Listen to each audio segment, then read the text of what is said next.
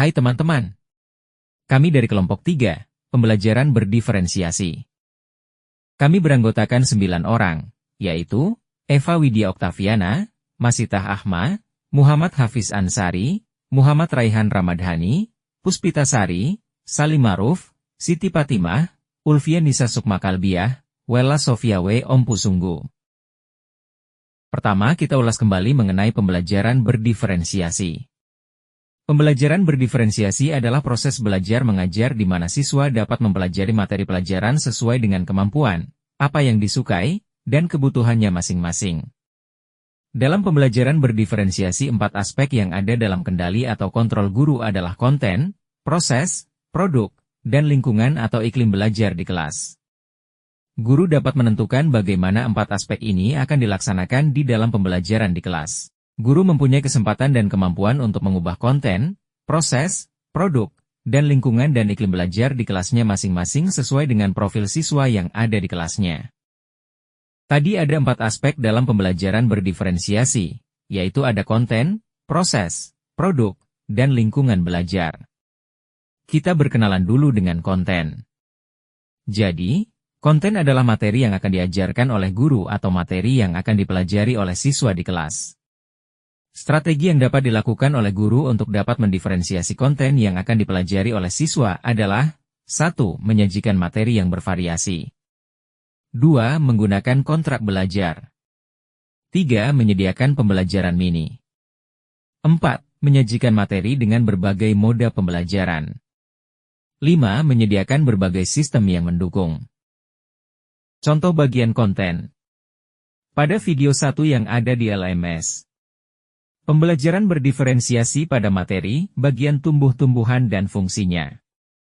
Pada tahap awal guru menyapa peserta didik dan berdoa sebelum pelajaran dimulai.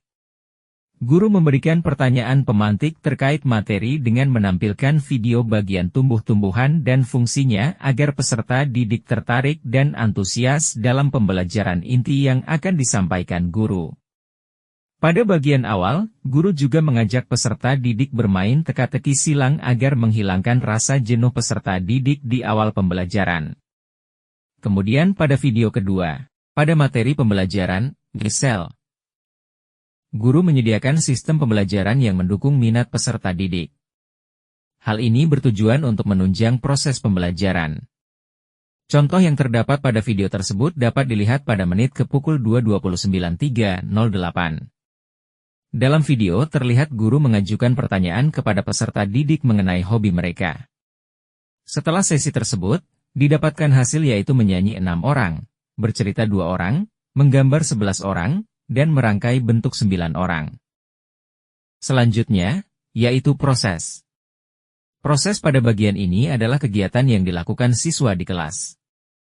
Kegiatan yang dimaksud adalah kegiatan yang bermakna bagi siswa sebagai pengalaman belajarnya di kelas, bukan kegiatan yang tidak berkorelasi dengan apa yang sedang dipelajarinya.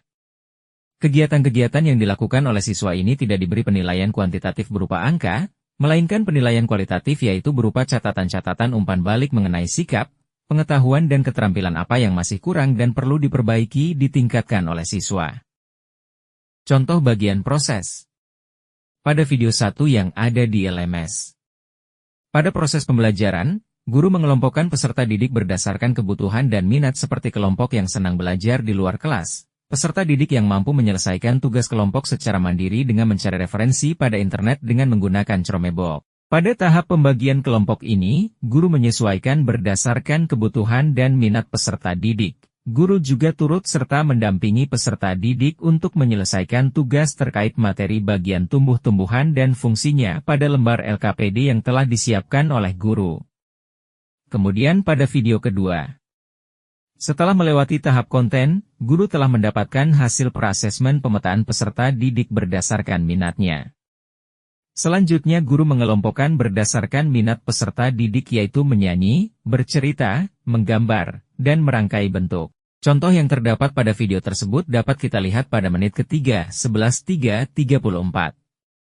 Peserta didik diarahkan untuk mencari literatur yang terkait dengan materi pembelajaran sel. Kemudian peserta didik diarahkan untuk membuat bentuk sel sesuai dengan minat-minatnya. Peserta didik yang suka bercerita membuat cerita tentang sel, Yang suka menggambar diarahkan untuk menggambar bentuk sel dan lainnya menyesuaikan minat masing-masing kelompok. Produk.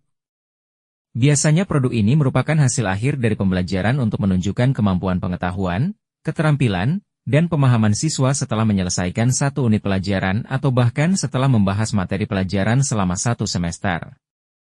Produk sifatnya sumatif dan perlu diberi nilai. Produk lebih membutuhkan waktu yang lama untuk menyelesaikannya dan melibatkan pemahaman yang lebih luas dan mendalam dari siswa. Oleh karenanya seringkali produk tidak dapat diselesaikan dalam kelas saja, tetapi juga di luar kelas. Contoh bagian produk. Pada video 1 yang ada di LMS.